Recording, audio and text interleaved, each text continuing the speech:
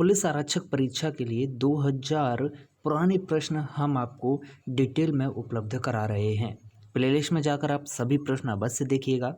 सबसे पहला प्रश्न है कि सांची स्तूप का निर्माण किसने किया? तो सांची स्तूप का निर्माण अशोक के द्वारा किया गया था। देखिएगा, पूरा डिटेल में देख लेते हैं। जिसको बिल्कुल भी डाउट हो उनको देखिएगा। सांची स्तूप का निर्माण सम्राट अशोक ने 3री सदी ई पूर्व में बनवाया था। यह मध्य प्रदेश के रायसेन जिले में बेतवा नदी के तट पर स्थित है। 2 प्रश्न हमारे तैयार होते हैं। सांची स्तूप का निर्माण किसने कराया? अशोक ने। सांची स्तूप कहाँ पर है? रायसेन जिले में। सांची स्तूप किस नदी के किनारे हैं? बेतवा नदी के तट पर। ओके। धर्म और पर्यटन का संगम सांची 1989 में यूनेस्को की विश्व विरासत सूची में शामिल होने के बाद से इनका महत्व काफ़ी बढ़ गया है। अगर प्रश्न आपसे पूछ ले कि इनमें से निम्न में से किस स्थल को धर्म और पर्यटन का संगम माना जाता है, तो धर्म और पर्यटन का संगम माना जाता है सांची को, और सांची को यूनेस्को की विश्व धरोहर में शामिल किया गया 1989 में। अगला प्रश्न है कि 2017 में भारतीय स्टेट बैंक या एसबीआई के साथ कितने सहयोगी बैंक विलय हुए थे? तो 5 सहयोगी बैंकों का विलय 2017 में एसबीआई में किया गया था। अभी 5 बैंक कौन सी हैं? ये करंट अफेयर से संबंधित प्रश्न भी कहीं ना कहीं हो गया है। तो state bank of Bikaner and Jaipur, state bank of Hyderabad, Mysore, Patiala और स्टेट बैंक ऑफ त्रावणकोर, इन 5 सहयोगी बैंकों का एसबीआई में विलय किया गया। प्रश्न है कि पशु के लिए एक ब्लड बैंक स्थापित करने वाला सबसे पहला राज्य कौन सा हुआ? तो ओडिशा में पशुओं के लिए ब्लड बैंक स्थापित की गई और ये सबसे पहला भारत देश का ऐसा राज्य है।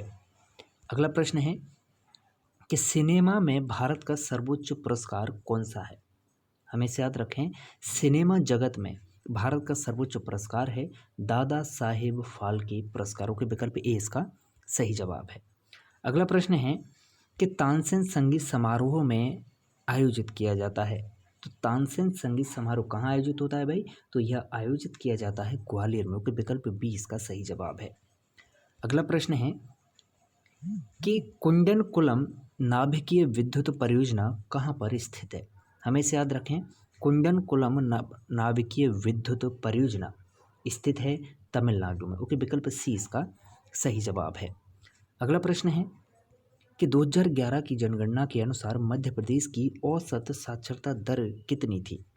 तो 2011 की जनगणना के अनुसार 69.32% जो है मध्य प्रदेश की औसत साक्षरता रेट थी। प्रश्न है कि विश्वनाथन आनंद के प्रसिद्ध खिलाड़ी हैं। तो विश्वनाथन आनंद प्रसिद्ध खिलाड़ी हैं भाई शतरंज के। ओके, इनका संबंध किससे है? शतरंज से है।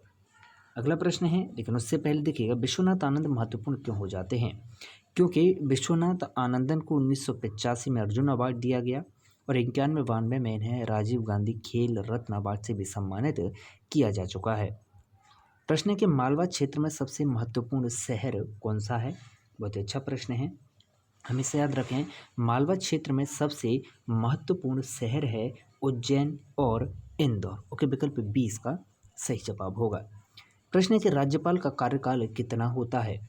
एक इसी तरह से प्रश्न पूछा गया बिल्कुल इससे पहले वाले वीडियो में हमने आपको बताया, जो इससे पहले वाला पेपर हमने देखा कि लोकसभा का कार्यकाल कितना होता है। ओके, तो 5 वर्ष लोकसभा का कार्यकाल होता है। फिर हमने एक प्रश्न ये भी देखा था कि राज्यपाल को शपथ कौन दिलाता है? तो राज्यपाल को शपथ दिलाता है राष्ट्रपति। फिर हमने अभी इस क्लास में आप प्रश्न देख रहे हैं कि राज्यपाल का कार्यकाल कितना होता है?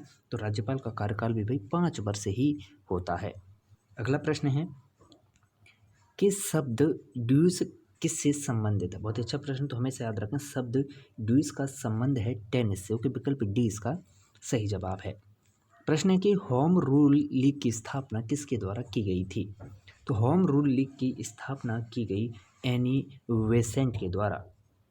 अगला प्रश्न है, उससे पहले देखिएगा, होम रूल लीग की स्थापना 1916 में पुणे में बाल गंगाधर तिलक ने तथा मद्रास में होम रूल लीग की स्थापना एनी बेसेंट के द्वारा की गई थी। Is that clear? ये कहाँ भाई? पुणे में की बाल गंगाधर तिलक ने और मद्रास में होम रूल लीग की स्थापना की एनी बेसेंट ने। Is that clear?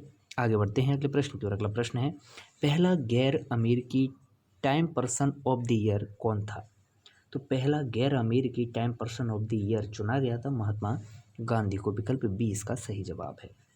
अगला प्रश्न है, और इन्हें 1930 में जो है time person of the year चुना गया था। प्रश्न है कि 2016 में महिला एकल चीन ओपन बैडमिंटन टूर्नामेंट किसने जीता? ये करंट अफेयर से संबंधित प्रश्न है। ये पीवी सिंधु ने जीता था। प्रश्न है कि ग्वालियर में पैदा हुए प्रसिद्ध सरोद वादक कौन थे? बहुत ही अच्छा प्रश्न, तो हमें इसे याद रखें। ग्वालियर में पैदा हुए प्रसिद्ध सरोद वादक हैं अमजद अली खान। ओके, विकल्प ए इसका सही जवाब है।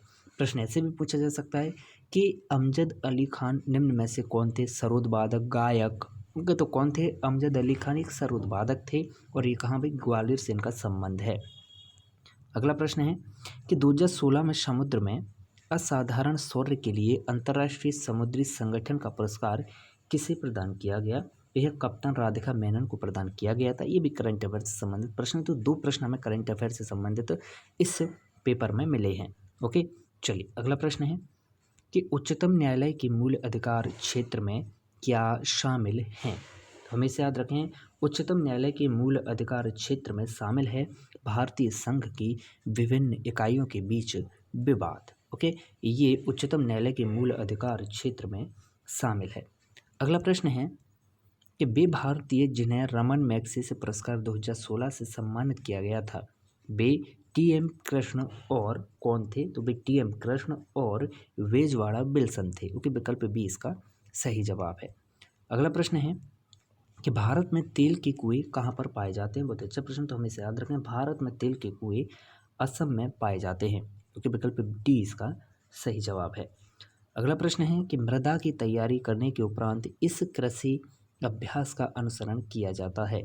तो मृदा की तैयारी करने के उपरांत अभ्यास किया जाता है बुआई कृषि। ओके, किसका? बुआई का कृषि अभ्यास किया जाता है। ओके, विकल्प सी इसका सही जवाब है। अब बने रहें तेज एजुकेशन के साथ इसी तरह मध्य प्रदेश पुलिस परीक्षा हेतु 2000 प्रश्न प्राप्त करने के लिए।